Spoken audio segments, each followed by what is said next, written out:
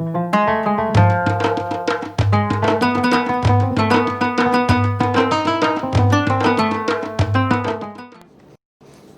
kita baca ayat Al-Quran yang lain pula, ya. Bismillahirrahmanirrahim. La yanalallaha luhumaha wala dima'uha walakin yanaluhu taqwa minkum.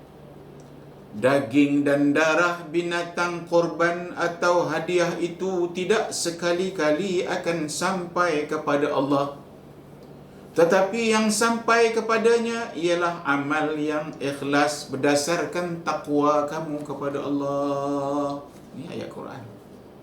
Ya. Ayat Quran surah Al-Hajj ayat 37. Apa maksudnya?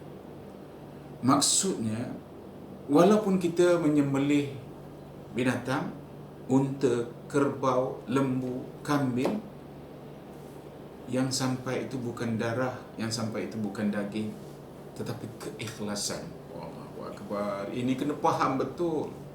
Sebab itu tak timbul masalah yang kita beratkan sangat. Kita mesti melihat dia disembelih. Melihat dia disembelih itu termasuk dalam agama ialah apa dia? Termasuk dalam, kalau ndakkan apa nama kita panggil, kalau ndakkan puas hati kita dengan pengorbanan kita tu, tengoklah. Tapi ada orang yang tak lalu tengok darah. Ada orang tak sampai hati tengok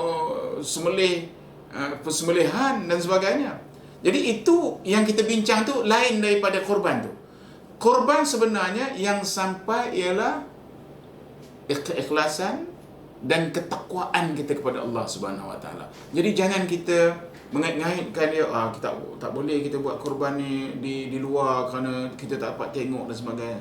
Tetapi kalau kita nak menjawab, teknologi ada, videonya ada, siaran langsungnya ada, boleh dibuat macam-macam pendekatan kalau mahu. Tapi yang nak bagi tahu bahawa ibadah sebenar yang diminta oleh Allah itu menyembelih korban. Bagaimana menyembelih korban itu? Kita sembelih dan kita bukan pakai menyembelih, kita wakilkan orang lain menyembelih. Dan kalau kita rasa makanan daging itu lebih bermanfaat di tempat orang yang sangat perlukan daging, maka afdalnya itu akan bergantung kepada situasi dan suasana. Kalau di sini banyak orang dah biasa makan lembu, dan kalau kita bagi lembu apa-apa, tak ada apa-apa bagi dia.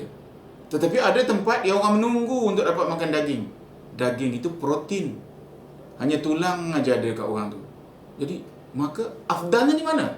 Afdalnya itu berubah-ubah. Maka afdal pada waktu yang ini, di tempat yang perlu daging itu adalah afdal. Jadi afdal ni, dia bergantung kepada suasana dan kondisi ibadah itu nak dilaksanakan. Jadi jangan kita berbincang hal-hal yang macam itu. Yang kita patut bincang ialah, ada buat korban ke tidak? Fasalli li rabbika wanhar. Tanda syukur kita kepada Allah SWT kerana bagi macam-macam kat kita tadi. Tambah lagilah orang yang mampu, maka korbankanlah sedikit daripada apa yang Allah bagi. Sikit sangat, sekuku pun tak ada, iaitu untuk Allah. Tetapi Allah kata, bagi kat orang miskin. Aku ni kaya, Al-Ghani, aku ni maha kaya, Al-Mughni, yang mengkayakan. Itu sifat Allah. Dia tak perlu daging, dia tak perlu darah tu semua. Tapi dia kata, bagikan kepada hamba-hamba aku yang memerlukan makanan tersebut, memerlukan protein tersebut. Dan bila engkau bagi itu, mulia engkau dipandang oleh orang-orang yang makan daging itu. Berdoa orang tu, engkau akan berkah lagi kehidupan engkau. Dan dari malaikat-malaikat semua mengaminkan doa engkau. Allahu Akbar. Di mana lagi yang kita hendak? Sebab itu memahami korban ini, terlalu sedikit yang kita korbankan kepada Allah itu berbanding dengan pengorbanan yang Allah bagi kepada kita tu. Cuba bayang, yang Allah berkorban untuk kita tu apa dia? Kita bila nak berkorban untuk Allah tu berkira benar. Kenapa jadi macam itu? Kerana kita terlalu, orang kata, jiwa kita masih lagi tidak terdidik dengan bersyukur kepada Allah Subhanahu Wa Taala. Jadi oleh kerana itu kita nak mengingatkan supaya perkara pokok yang nak kita bincang ni lah korban.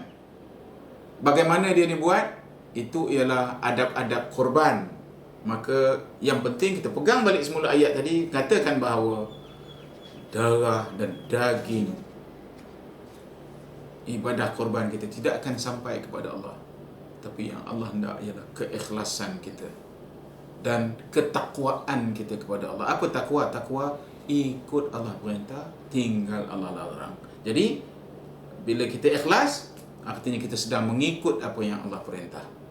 Dan insya-Allah Allah akan menggantikan apa yang kita korbankan itu dengan rezeki-rezeki yang lebih baik insya-Allah di masa akan datang.